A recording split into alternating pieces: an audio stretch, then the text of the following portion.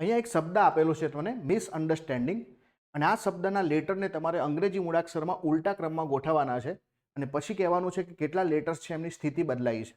હવે આ જે છે બરાબર, આપણે 4-4ના ટુકડામાં આને વિભાજિત કરી દઈએ જેથી થોડું કામ થોડું આસાન થઈ જાય. ચલો હવે જે છે આપણે શું કરીશું, લેટર લખીએ, બધાના લેટર લખીએ.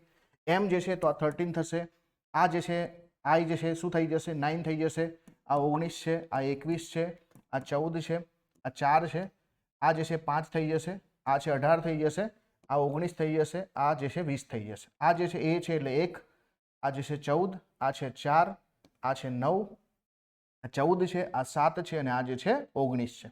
હવે આપણને ઉલટા ક્રમમાં ગોઠવવાનું છે તો આપણે પાછળથી સ્ટાર્ટ કરી શકીએ ABCD પ્રમાણે, બરાબર. તો સૌથી પહેલા 1 આવશે તો આ એ જે છે આપણે અહીંયા લખી નાખીએ એ.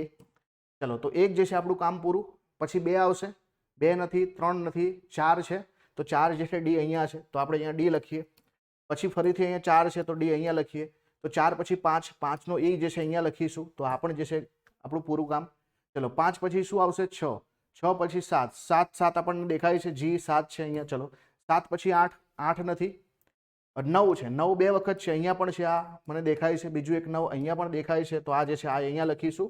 આઈ પછી શું આવશે એટલે કે 9 પછી આવશે 10, 10, 11, 12, 13 છે, 13 છે એટલે એમ અહીંયા લખીશું આપણે, આ એમ.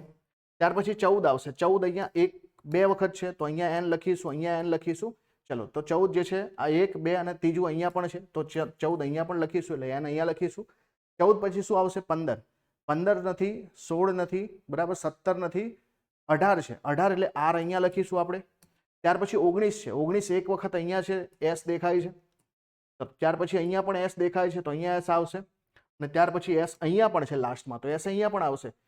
પછી શું આવે છે, પછી આપણે 2 લેટર બચ્યા છે એટલે કે 19 તો પૂરું થઈ ગયું છે. પછી આવશે ટી એટલે 20 એટલે ટી અને ત્યાર પછી યુ એટલે કે 21.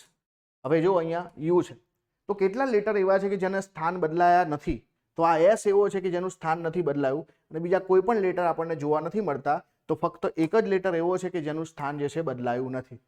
થોડું જે છે લાંબો શબ્દ છે એટલે ધ્યાન આપવાનું, એક અક્ષર આડો અવડો થઈ જશે તો ક્વેશ્ચન ખોટો પડશે.